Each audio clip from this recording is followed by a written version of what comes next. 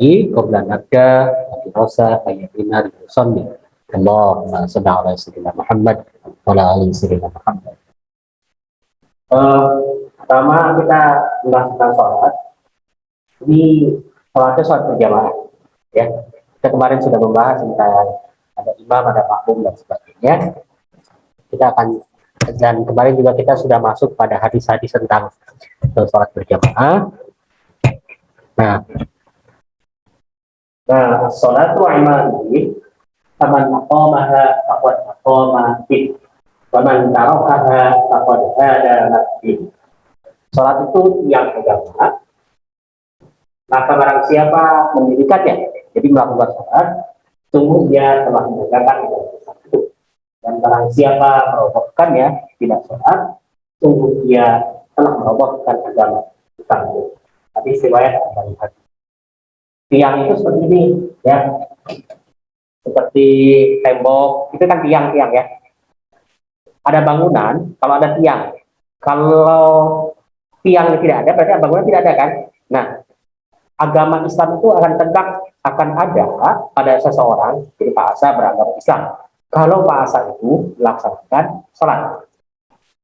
Kalau Lingga tidak sholat, maka Lingga tidak masuk kategori orang Islam. Jadi, karena itulah kemudian salat itu bagian dari kewajiban yang harus kita lakukan, khususnya yang 5 itu, ya. Ngerti Lingga, ya? Kalian menulisnya bisa agak cepat, ya. Jadi diambil poin-poinnya aja. Ya, oke. Bismillahirrahmanirrahim. Ya. Nah, nanti kalian bisa lihat ke temannya, ya, kalau yang tadi. Oke. Yang kedua, dari Mu'adz bin Jabal, Nabi Muhammad SAW itu bersabda, Ra'sul amr al-Islam wa umuduhus salat. Ra'sul itu kepala sebetulnya, tapi ini jadi pokok, jadi inti dari segala perkara adalah Islam. Jadi inti dari seluruh keseluruhannya adalah agama Islam. Dan tiang dari agama itu adalah sholat. Jadi kalau kita orang Islam tetap harus melaksanakan sholat kalau ingin disebut sebagai orang Islam. Hadis riwayat Tirmidzi dan Ibnu Majah. Ya, biasa Pak Sakat Pak. Ya. Sallu kama ra'aitumuni usolli. Sallu kama ra'aitumuni usolli. Baroka bukan. Salatlah kalian seperti kalian ketika aku sholat. Jadi Rasulullah SAW pernah berbicara pada para sahabat bahwa kalian itu harus sholat seperti aku sholat. Jadi apanya? Dari mulai takbir, niat, sampai salamnya harus seperti cara Rasulullah SAW. Ya, oke. Jadi hadisnya ini adalah bahwa sholat kita harus mengikuti Rasulullah SAW. Oke. Rasulullah SAW bersabda, sholatlah sebagaimana kalian melihat aku sholat. Apabila waktu sholat telah masuk. Jadi apa mau tanda, nanti Pak Asa kan udah pernah sampaikan tanda masuknya waktu zuhur apa?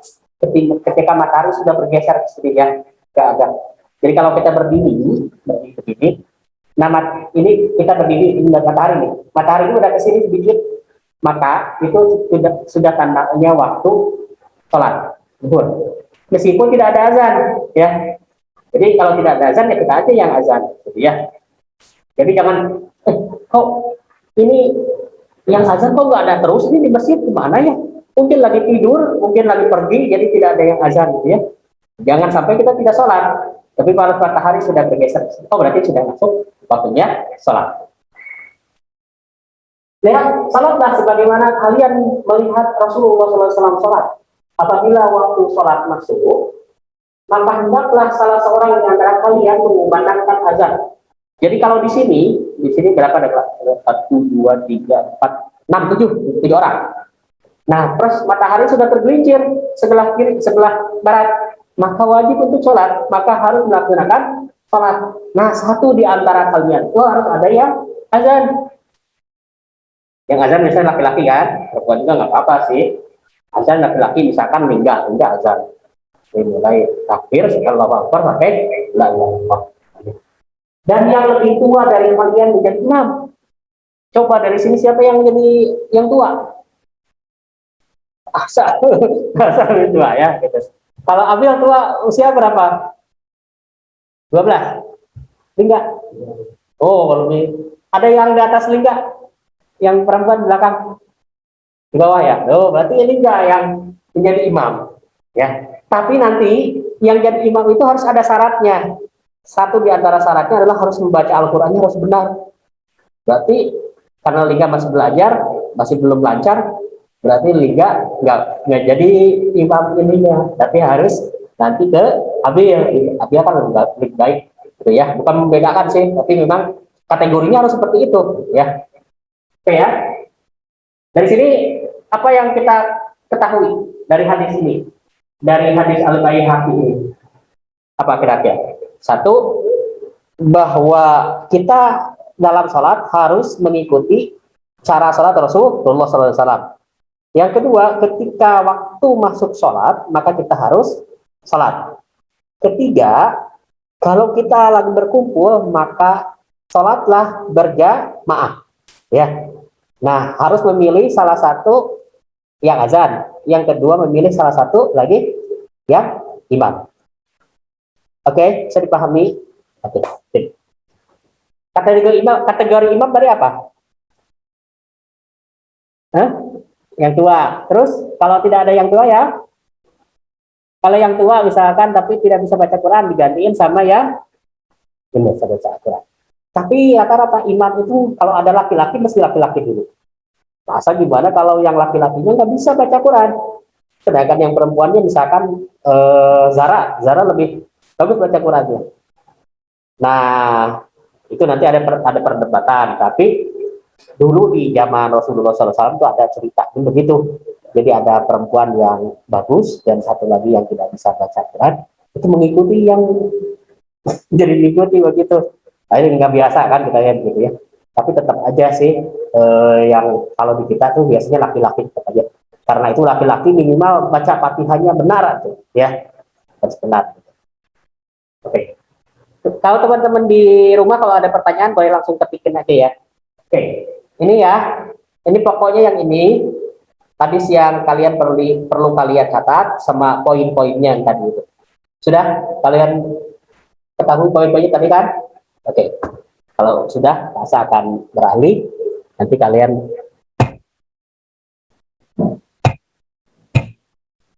oke, kita masuk sholat berjamaah. Apa arti berjamaah? Dulu kemarin kalau ada yang masih pengen minum dan sebagainya, minum aja ya. Lingga uap-uap, minum aja, minum dan sebagainya. Kalau puasa, tadi udah ngopi jadi nanti. Sholat berjamaah ya. Ini poin kita jamaah. Jamaah itu berasal dari kata jami, artinya berkumpul. Jamaah itu paling sedikitnya 2 orang. Ya. Ada Pak Asa sama Lingga, itu bisa sholat berjamaah. Ya. Tidak mesti harus 40 orang, tidak mesti harus 50, 100 dan sebagainya. 2 orang aja udah cukup. Ya. Oke. Sholat berjamaah. Sholat berjamaah artinya sholat yang bersama-sama. Ada imam dan ada makmum. Oke, imam apa artinya?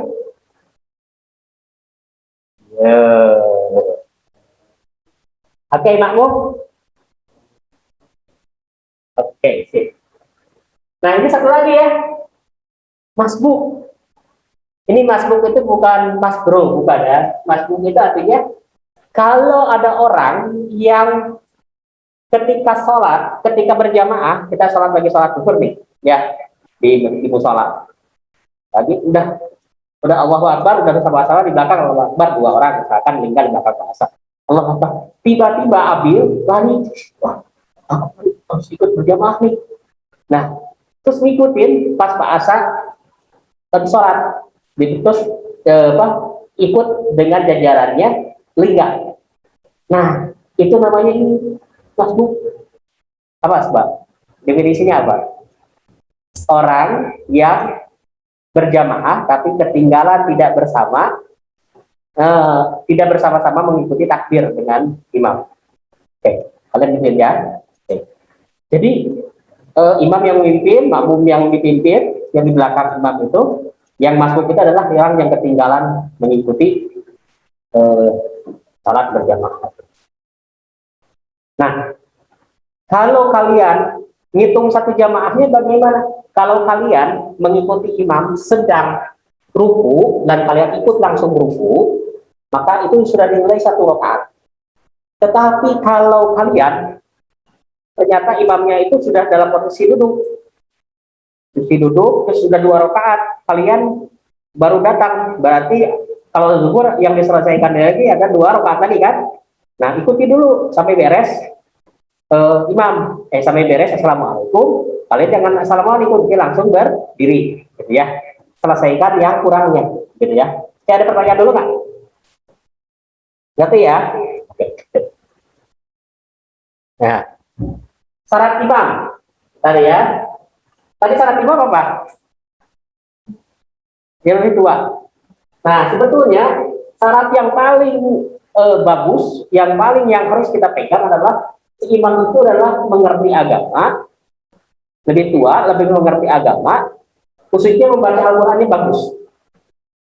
Ya, membaca Al-Qur'annya bagus. Itu ya. Oke, kalau Zara sudah langsung menulis bagus. Tepat kecepatan saya tanggap ya. Nah, ini syaratnya satu lebih tua, kedua pemahaman agamanya lebih cerdas, lebih hebat, lebih pintar, dan baca Qur'annya lebih bagus ya dari rata-rata dari orang sekitar.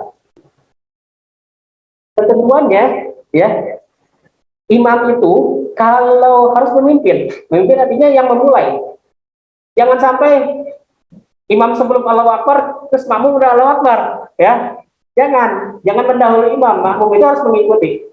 Kalau sudah mendahului berarti batal ya. Gitu ya. Harus mengikuti imam. Oke. Ketentuan saat bermakmum ya. Nah, ketentuan saat makmum itu harus mengikuti aja. Kategori mengikuti. Jadi Pak Pasal mengikuti itu sampai seluruhnya, bukan seluruhnya. Ketika imam garuk-garuk, ikut garuk-garuk, jangan ya. Misalkan imam kadang-kadang kan Allahu Akbar, Bismillahirrahmanirrahim, gatal, kita ikuti gatal gitu, jangan ikutin gitu. Kita hanya mengikuti aja ya, mengikuti aja. Nah, kalau yang makmum ya, kalau kita sedang bermakmum, saat zuhur nih, saat zuhur itu si imamnya itu kan tidak dikeraskan bacaannya ya, kecuali Bismillahirrahmanirrahim aja, misalkan Bismillahirrahmanirrahim gitu ya. Nah, kalau sudah seperti itu, nah yang tidak dikeraskan itu zuhur, asar, zuhur sama asar ya. Nanti itu dikeraskan kecuali salat Jumat. Nah, imam tidak dikeraskan kan bacaannya, baru kemudian kalau maghrib, isya sama subuh dikeraskan. Nah, kita hanya ada dua versi ya. Ada ulama yang berpendapat bahwa ketika imam baca Fatihah, kita nggak usah lagi baca Fatihah. Jadi pas rakaat, misalkan kita sholat maghrib ya, Allahu Akbar yang pertama, si imam bilang Bismillahirrahmanirrahim, Alhamdulillahirabbil alamin, Ar-Rahmanirrahim, Maliki yaumiddin, Iyyaka na'budu wa iyyaka nasta'in, ihdinas siratal mustaqim, siratal ladzina an'amta 'alaihim ghairil maghdubi 'alaihim waladdallin. Kata begitu ya. Nah, makmum itu nggak usah ikut lagi baca Fatihah.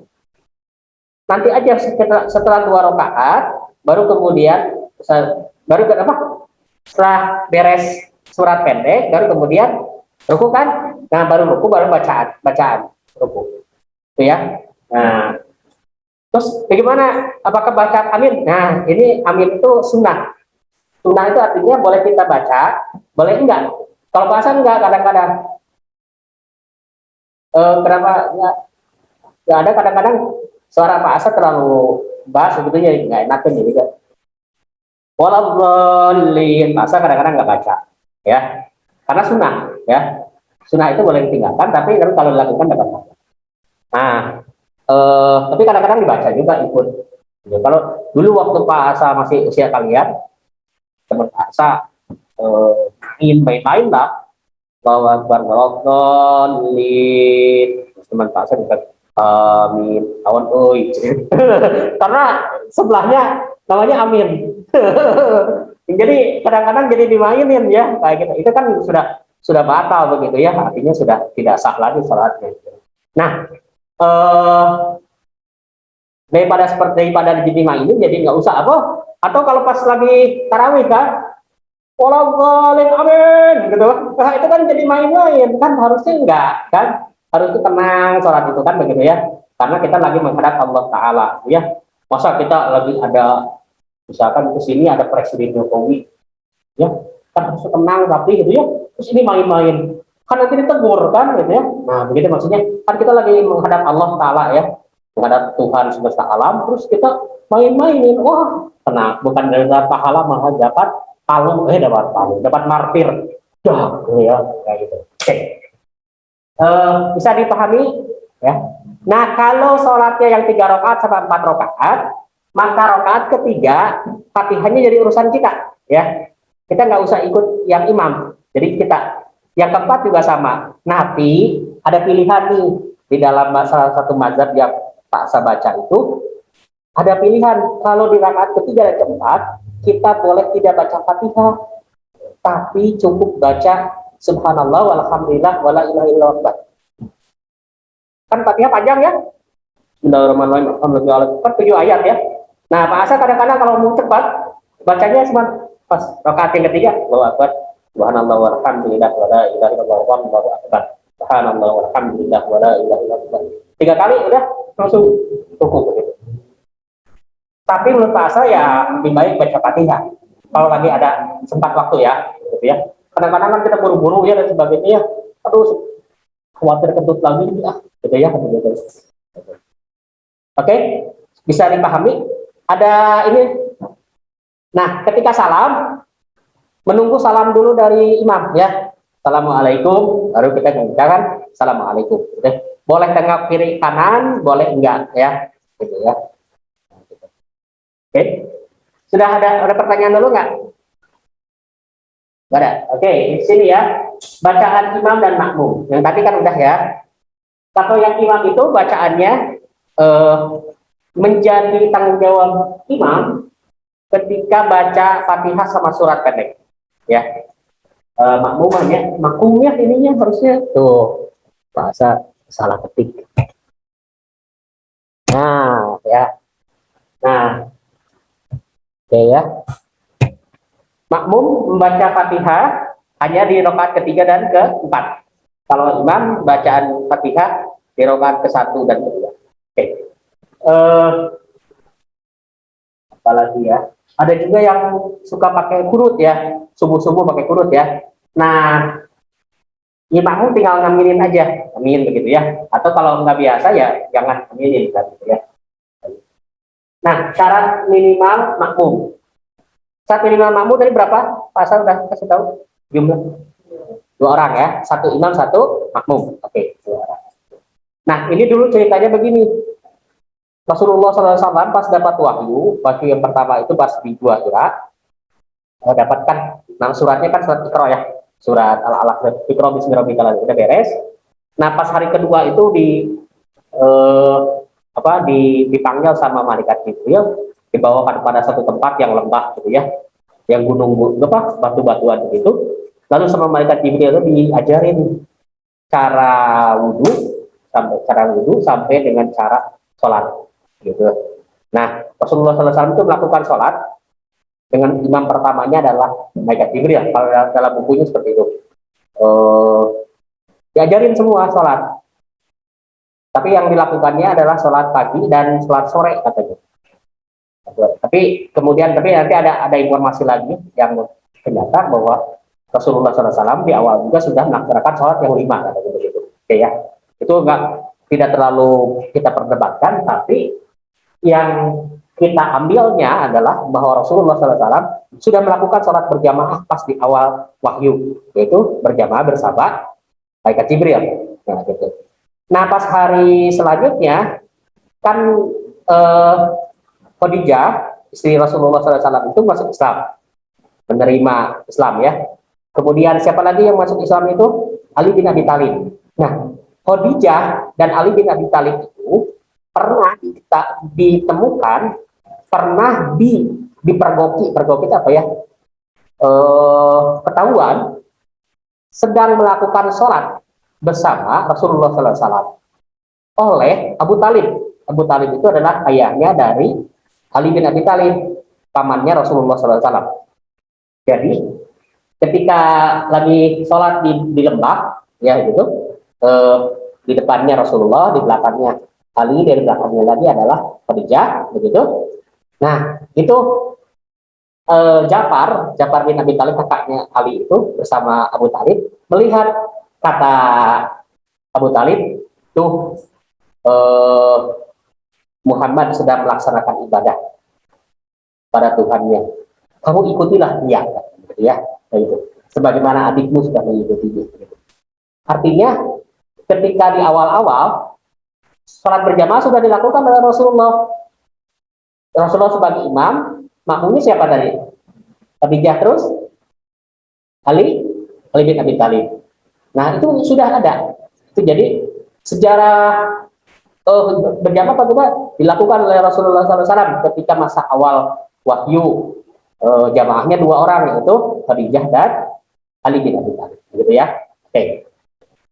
Nah, jadi terus bagaimana Pak Asa kalau jamaahnya cuma ada 2 orang, itu nggak apa-apa, misalkan Pak Asa sama Lingga nggak apa-apa, kan cuma posisi duduk ininya agak bergeser ini, jadi Lingga sini, nah Lingga sini. Nah, tapi harus menghadap kiblat ya, kayak gini. Nah, Lingga sini, Lingga sini aja mulai cara. Nah, Pak Asa agak sini dikit. Jadi, tapi nggak sejajar ya. Ada kelihatan kan? Ini mungkin sejengkal aja ya, sejengkal gini kan. Nah, begitulah gitu ukurnya. Tadi apa tadi? Terakhir deh, posisi sholat ya. Oke, ada pertanyaan? Oke. Yang tadi kata Zara itu bagaimana kalau laki-laki dan perempuan? Ya tetap yang perempuan posisinya sebagai makmum, di belakangnya sedikit. Nah, ini ya. Ini sebenarnya ada batasnya sedikit ya. Ada geser sini. Tetap harus menghadap kiblat ya.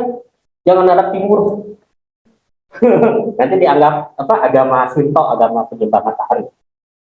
Nah, ini yang tadi berdua itu ya, Pak Asa sama tadi yang berdua ini. Jadi ketika ini, terus nanti kalau udah penuh sampai ke pinggir, ini yang paling tengah lagi, dari mulai tengah ke pinggir lagi, terus saja begitu ya. Benar ya? Ya. Yang di rumah, yang di Zoom ngerti ya. Nah, ini yang imam biasanya adalah ini sebelah sini, ini makmumnya, ini imam, ini makmum, imam, makmum gitu ya. Gitu. Nggak ada ini. Oke, siap. Nah, ini ya, pada sini kan di depan ini. Ini makmumnya di sini ya, laki-laki. Ini yang makmum kedua, tiga ini ya, kayak gini. Gimana Pak Asa kalau Pak ini sejajar, yang perempuan sama laki-laki? Nah, kalau sejajar boleh, tapi asal satu keluarga, ya. Jadi jangan misalkan Lingga dan Zara sejajar, itu nggak boleh, karena ada batasan ya. Tapi kalau satu keluarga boleh, begitu. Misalkan tempatnya sedikit, ya. Nah, gitu ya. Oke, ada pertanyaan dulu dari rumah? Kalau tidak ada, boleh. Oke, ini masa SD. Kayak bahasa. Tapi ada juga yang begini, gitu ya. Ini berada, terus ada juga yang sini. Tapi kalau gini nggak ada kayaknya. Kayak gini mau, kalau mau sepak bola ya, tendangan penalti kan gitu ya. Kira-kira konsentrasi nggak kayak gini saatnya? Enggak ya. Nah, nanti kalau kayak gini kan anak-anak belum tahu ya. Kalau misalkan kalau jalan-jalan tuh mengganggu gitu ya. Nah, nanti diusahakan kalau ada barang-barang yang berharga begini, jangan disimpan saat sholat. Harus disimpan di rumah dulu dan sebagainya. Atau dititipkan dahulu. Jadi khawatir nanti misalkan Nah, handphone diambil nanti sama anakan gitu ya, kayak gitu. Terus ini kan kecucuran karena keinjak, khawatir keinjak, kalau keinjak nanti dia nggak bisa pakai lagi kan, gitu ya, rusak gitu. Nah, kalau sudah seperti itu gimana? Konsentrasi enggak? Fokus enggak kan? Jadi memang harusnya fokus. Kalau udah fokus, nggak fokus ya ini sudah ada unsur inilah apa kurang baik ya dalam sholatnya. Sholatnya udah bagus sih melakukannya, tapi memang nanti ada bolong-bolongnya nilainya. Misalkan satu sholat itu misalkan nilainya 100, kalau sudah begini kategorinya ketakutan dan sebagainya, mungkin nanti nilainya 50 gitu ya. Karena sudah mikirnya bukan lagi mikir pada Allah, tapi mikirnya udah mikir keselamatan gitu. Oke ya. Jadi salat berjamaah itu lebih utama 27 derajat. Oke ya. Pahalanya lebih besar. Oke. Yang kedua,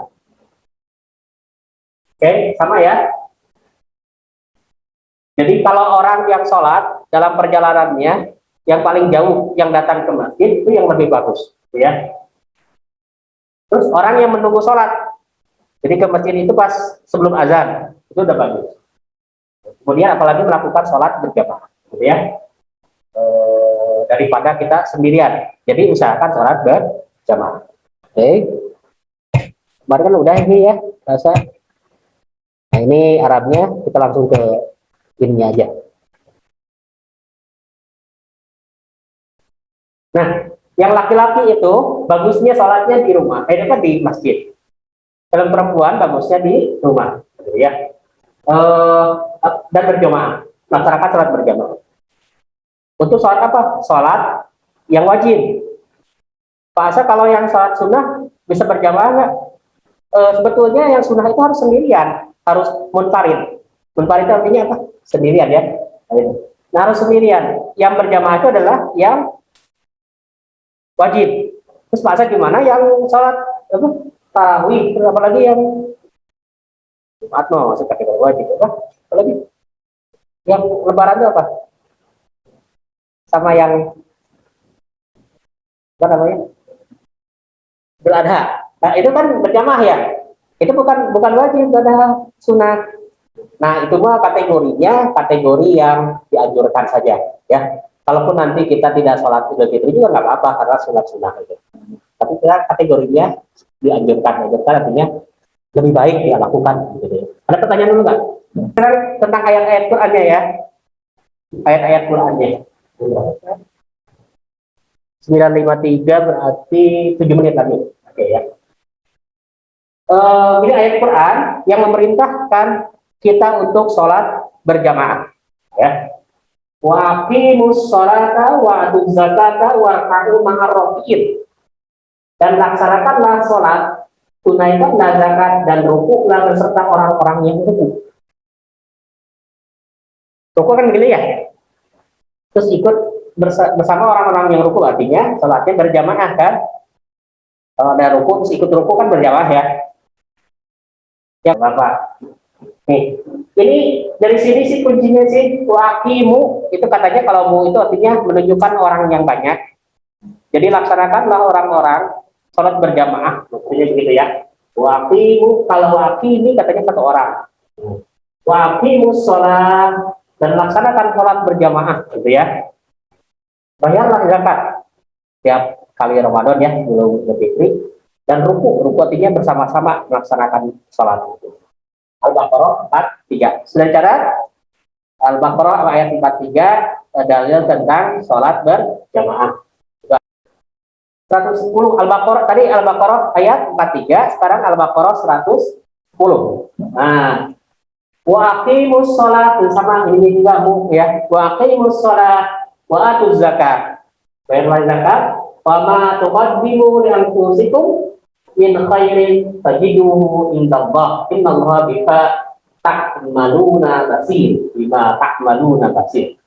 Dan dirikanlah sholat berjamaah dan bayarlah zakat dan kebaikan apa saja yang kamu usahakan bagiku.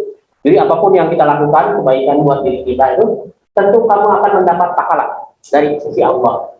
Sesungguhnya Allah Maha mengetahui apa yang Maha melihat apa yang kamu kerjakan. Jadi ini perintah buat sholatnya. berjamaahnya waqimu bukunya itu ya bentuknya. Al-Baqarah 110. Tadi Al-Baqarah ayat berapa? 43. Oke. Nah, surat Al-Hajj ayat 78. Al-Hajj ayat 78. Faqimu sholat. Ini sama ya. Ininya menunjukkan sholat yang berjamaah. Wa atuz zakah, bayarlah zakat. Wa qasimu billah huwa maulakum fanikman maula wa nikman nasir. Maka lakukanlah sholat berjamaah, bayarlah zakat, dan berpeganglah kamu pada tali Allah. Artinya harus yakin kepada Allah bahwa Allah itu pelindung kamu, dan Dia adalah Allah itu sebaik-baik pelindung dan sebaik-baik penolong. Nanti ya, Al-Hajj ayat 78. Kalau tadi Al-Baqarah ayat 43, satu lagi Al-Baqarah ayat 10, berarti ini Al-Hajj ayat 78. Oke. Nah, satu lagi nanti selanjutnya. Lagi. Inna salata kanat alal mu'minina kitaban mawqutan. Sungguh, salat itu adalah kewajiban, sesuatu yang harus dilakukan, yang waktunya ditentukan atas orang-orang yang beriman. An-Nisa 103. Seperti ya, jadi kayak gini, sholat itu nggak boleh asal-asalan waktunya. Aku mau sholat duhur deh, tapi jam 10 belum pagi. Aku mau sholat subuh deh, tapi jam 1 malam. Gitu. Nah itu nggak bisa, karena waktunya sudah ditentukan ya. Harus sesuai dengan waktunya. Oke. Jadi sholat itu harus sesuai dengan waktunya. An-Nisa 103. Oke ya. Nah ini waktu-waktunya itu. Wa aqimis sholata dorofin nahari wa zulatin minal lail. Dan dirikanlah sholat itu pada kedua tepi siang. Tepi itu ujung. Ujung siang apa? Yang pertama awal siang apa? Fajar ya, pagi-pagi kan awal siang ya. Terus apalagi sore, ujung kan? Nah, tepi siang.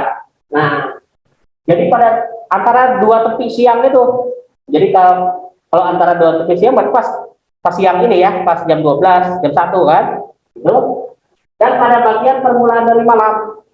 Jadi pas malam itu apa tandanya? Matahari sudah tenggelam, sudah gelap ya. Nah itu malam. Jadi di sini bahwa kita melaksanakan sholatnya itu pas siang hari, kemudian pas malam. Ya, ini umumnya ya, baru umum. Nanti dijelasin lagi. Surat Hud ayat 114. Ini juga sama.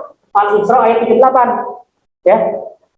Wa aqimis sholata liduluki syamsi ila ghasaqil lail wa qur'anil fajri. Inna qur'anal fajri kana masyhuda. Dirikanlah sholat dan sudah matahari tergelincir. Yang tadi saya sampaikan ya. Jadi mataharinya udah bergeser begitu ya. Sampai gelap malam. Nanti pas sampai malam itu artinya ketika sudah tenggelam matahari, baru kita lakukan lagi sholat. Sholat apa? Maghrib dan Isya. Kalau yang siang tergelincir apa? Zuhur sama asar. Ya. Asar kok asarnya nggak barengan ya, tapi agak jauh. Nggak apa-apa. Misalkan asalnya nanti jam 3 ya, nggak apa-apa. Sesungguhnya salat subuh itu dilaksanakan oleh disaksikan. Jadi malaikat melihat apa yang kita lakukan itu. Nah, jadi kesimpulannya gini, waktu sholat itu setelah tergelincir matahari, ini ada dua, sholat zuhur sama asar. Ketika masuk malam yaitu maghrib sama isya, dan fajar yaitu subuh itu ya dari pagi. Itu aja yang bisa Pak Asa sampaikan. Nanti kalau kalian ada pertanyaan dan sebagainya bisa disampaikan sama Pak Asa. Tidak ada? Oke, terima kasih. Kalau tidak ada, Pak Asa minta Muhammad Murtado aja deh.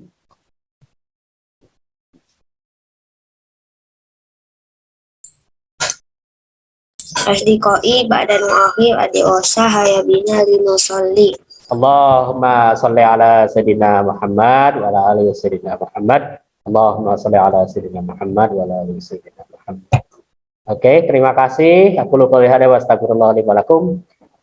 Wa taufiqi illa billah la tawfiqi. Assalamualaikum warahmatullahi wabarakatuh.